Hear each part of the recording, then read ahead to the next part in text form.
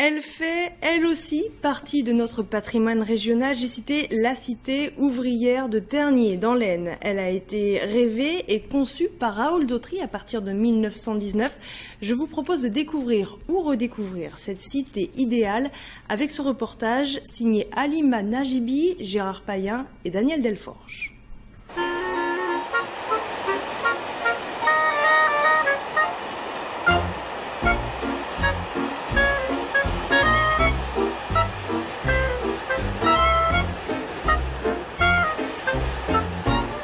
Pour ce nouveau rendez-vous avec votre page découverte, je vous invite dans le Tergnier de l'entre-deux-guerres. Tergnier fut l'un des modèles les plus élaborés de la cité ouvrière.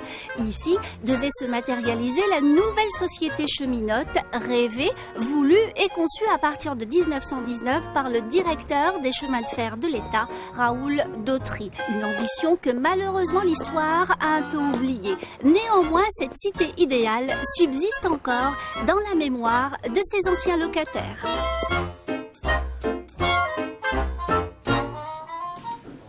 Le jour de l'inauguration de la plus grande cité-jardin jamais réalisée en France, René-Charles Mérès était là.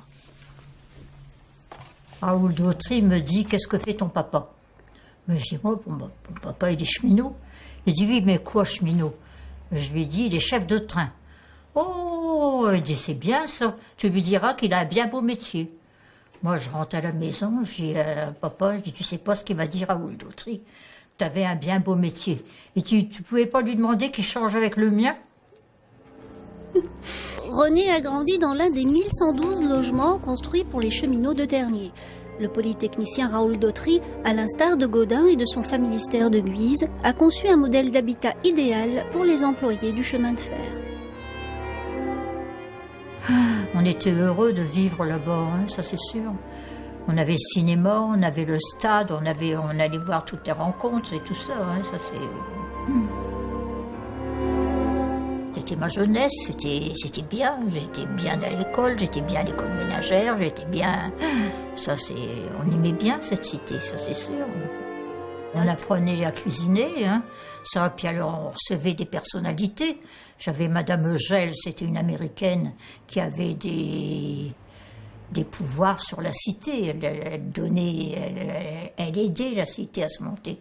Alors on la recevait quand on avait fait le manger le jeudi, on la recevait pour le repas du midi.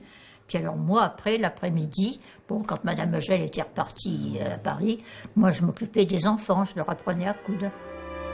Elle ne partira de la cité cheminote qu'à l'âge de 20 ans pour se marier.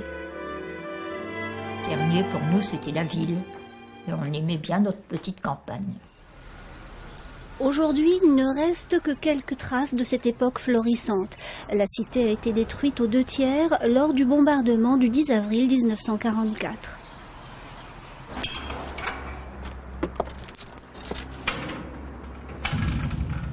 Nous allons maintenant rencontrer Daniel Druard. Il est né ici aux portes de la cité. Son grand-père était sous-chef de dépôt jusqu'en 1940. Retraité, il est aujourd'hui passionné par l'histoire de l'ancienne cité. Daniel Druard, bonjour. Vous êtes historien local.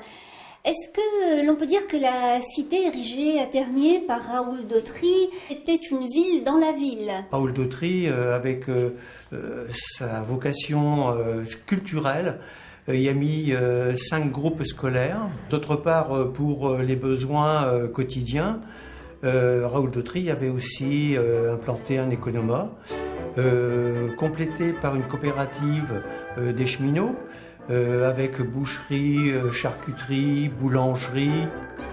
Conçue en forme de 3 roues de locomotive, la cité avait également sa propre piscine.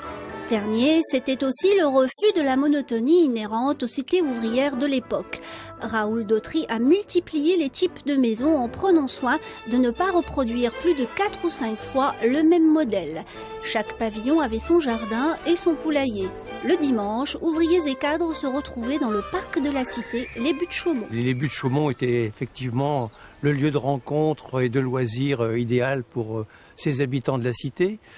D'autant qu'ici, il y avait un kiosque et l'harmonie des cheminots venait y faire des concerts. Et bien sûr, c'était pour les adultes, mais nous, les enfants, c'était notre parc de jeux, hein, où nous y prenions un grand plaisir à courir sur ces magnifiques pelouses et ce magnifique lieu qu'est les buttes de Chaumont.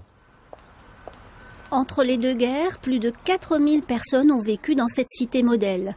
Aujourd'hui, c'est un quartier de Tergnier où résident encore quelques cheminots. Quant au passé glorieux de la cité, Daniel Druard le fait volontiers découvrir aux touristes de passage.